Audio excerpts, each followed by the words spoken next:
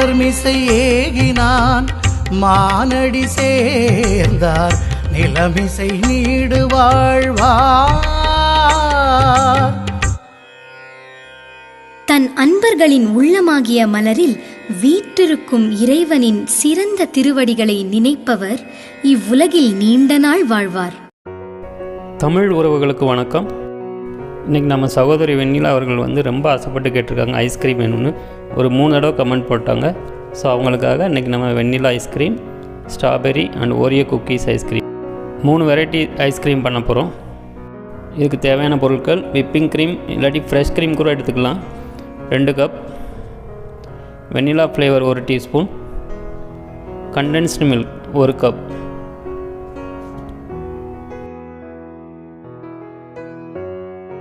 நான் strawberry ஐஸ்கிரீமுக்காக fresh strawberry ஒரு 10 piece எடுத்திருக்கேன். நீங்கள் ஸ்ட்ராபெரி சாஸ், ஸ்ட்ராபெரி ஃப்ளேவர் கூட யூஸ் பண்ணிக்கலாம். இப்போ நம்ம ஸ்ட்ராபெரி ஐஸ்கிரீமுக்கு ஸ்ட்ராபெரியில் ஒரு 2 டீஸ்பூன் சுகர் சேர்த்து நல்லா அரைச்சி பியூரி பண்ணி எடுத்து வச்சுக்கோங்க.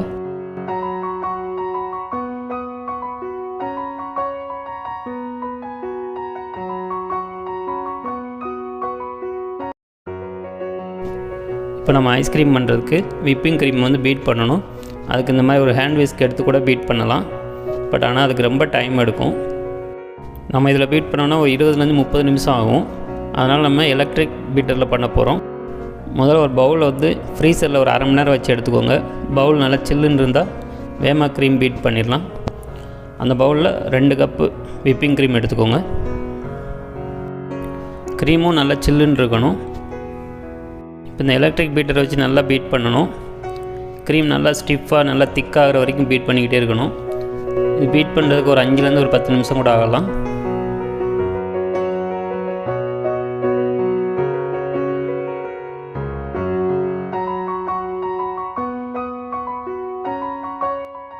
க்ரீம் இந்தளவுக்கு நல்லா ஸ்டிஃபாக இருக்கணும்.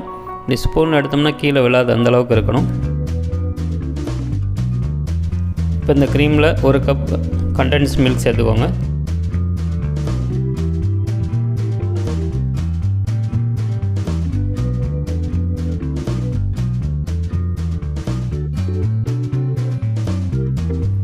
சேர்த்துட்டு இது ரெண்டையும் நல்லா ஒரு தடவை மிக்ஸ் பண்ணிக்கோங்க.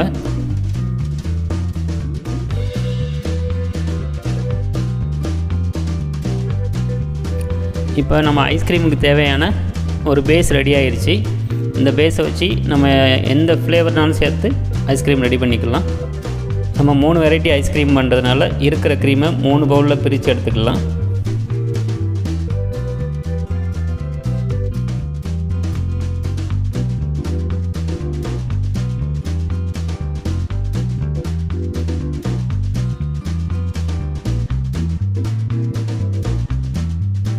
ஒரு பவுலில் 1 டீஸ்பூன் வெண்ணிலா ஃப்ளேவர் சேர்த்துக்கோங்க. இது வெண்ணிலா ஐஸ்கிரீமுக்காக.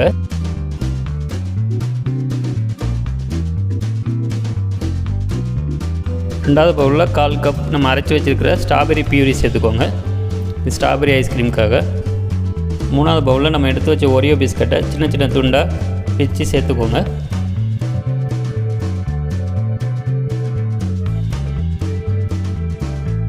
வெண்ணிலா ஃப்ளேவரும் க்ரீம் நல்லா மிக்ஸ் பண்ணி ஒரு பிளாஸ்டிக் டப்பாவில் மாற்றிக்கோங்க.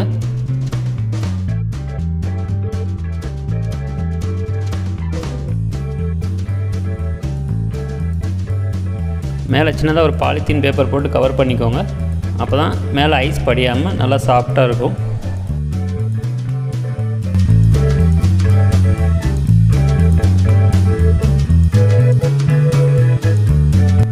இதே மாதிரி மற்ற 2 ஐஸ்கிரீமையும் மிக்ஸ் பண்ணி பிளாஸ்டிக் டப்பாவில் மாற்றி எடுத்துக்கோங்க.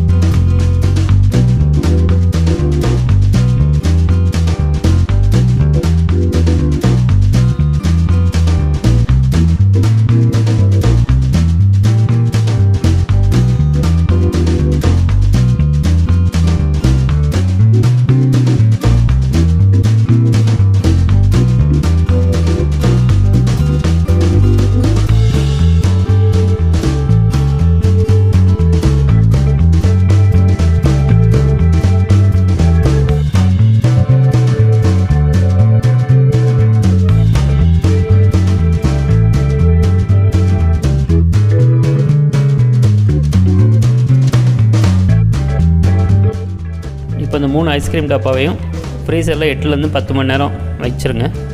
இப்போ நம்ம கார்னிஷ்காக முந்திரி பருப்பை கொஞ்சம் கேரமலைஸ் பண்ணி எடுத்துக்கலாம். அதுக்கு ஒரு கடாயில் 1 டீஸ்பூன் நெய் சேர்த்துக்கோங்க. நெய் சூடானோடனே கொஞ்சம் முந்திரி பருப்பை உடச்சி அதில் சேர்த்துக்கோங்க.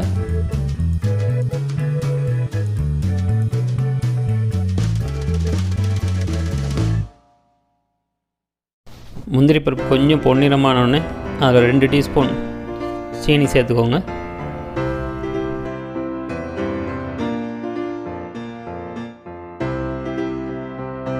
சீனி நல்லா கேரமலைஸ் ஆகிற வரைக்கும் நல்லா ஃப்ரை பண்ணணும்.